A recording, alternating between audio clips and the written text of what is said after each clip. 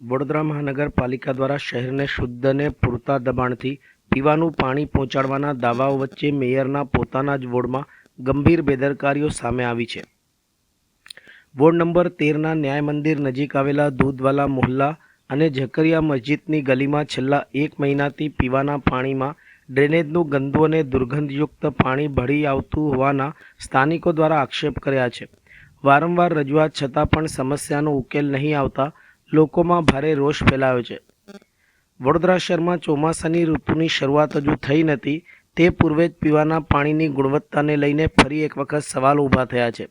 Mayor Gitaben મકવાણાના ward number 13માં આવેલા ન્યાય મંદિર વિસ્તારના દૂધવાલા મોહલ્લા અને ઝકરિયા મસ્જિદની ગલીમાં છેલ્લા 1 મહિનાથી પીવાના પાણીના નળમાં પીળા રંગનું દુર્ગંધયુક્ત અને જીવડાવાળું પાણી આવી રહ્યું હોવાના સ્થાનિકો આક્ષેપો કરી રહ્યા છે। સ્થાનિકોના જણાવ્યા મુજબ ડ્રેનેજનું ગંદુ પાણી પીવાના પાણીની લાઇનમાં ભળી જતા લોકો સ્વચ્છ પાણીથી વંચિત બન્યા છે, જેના કારણે બાળકો, વૃદ્ધો અને અન્ય રહેવાસીઓમાં પાણીજન્ય રોગચાળાનો ભય વ્યાપ્યો છે। અનેક પરિવારોને પીવા માટે બજારમાંથી પાણીના જગ ખરીદવાની પરિસ્થિતિનું નિર્માણ થયું છે। રહેવાસીઓનો આક્ષેપ છે કે તેમને અનેક વખત વડોદરા મહાનગરપાલિકાના સંબંધિત વિભાગમાં રજૂઆતો પણ કરી છે, તેમ છતાં આજ દિન સુધી માત્ર આશ્વાસન સિવાય કોઈ કાયમી નિરાકરણ લાવતું નથી। અધિકારીઓની ઉદાસીનતા સામે કંટાળેલા લોકોએ આખરે મીડિયાનો સહારો લીધો હતો અને પોતાની વ્યથા જાહેર કરી હતી। સ્થાનિકોનું કહેવું છે કે જ્યારે શહેરના પ્રથમ નાગરિક એવા મેયરના પોતાના જ વોર્ડમાં લોકોને સ્વચ્છ પીવાનું પાણી મળતું નથી, ત્યારે શહેરના અન્ય વિસ્તારની સ્થિતિનો સહેલાઈથી અંદાજ લગાવી શકાય। નાગરિકોએ મેયર અને પાલિકા તંત્રને તાત્કાલિક હસ્તક્ષેપ કરી પાણીની લાઈન અને ડ્રેનેજની તપાસ કરીને કાયમી ઉકેલ લાવવાની માંગણી કરી હતી। લોકોએ ચેતવણી આપી છે કે જો આગામી દિવસોમાં સમસ્યાનું નિરાકરણ નહીં આવે તો તેઓ ઉગ્ર વિરોધ આંદોલન સાથે પાલિકા કચેરીએ રજૂઆત કરશે, જેની સંપૂર્ણ જવાબદારી તંત્રની રહેશે। હાલમાં સમગ્ર વિસ્તારના રહેવાસીઓની નજર હવે પાલિકાની કાર્યવાહી ઉપર ટકેલી છે।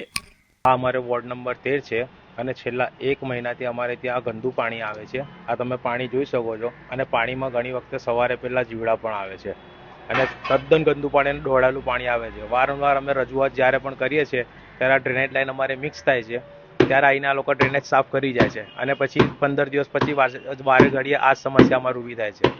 અને ગીતાબેન મકવાણા જે અમારા મેયર શ્રી છે, એમને અમારી નમ્ર અપીલ છે કે આ સમસ્યાનો જલ્દીથી જલ્દી ઉકેલ લાવે।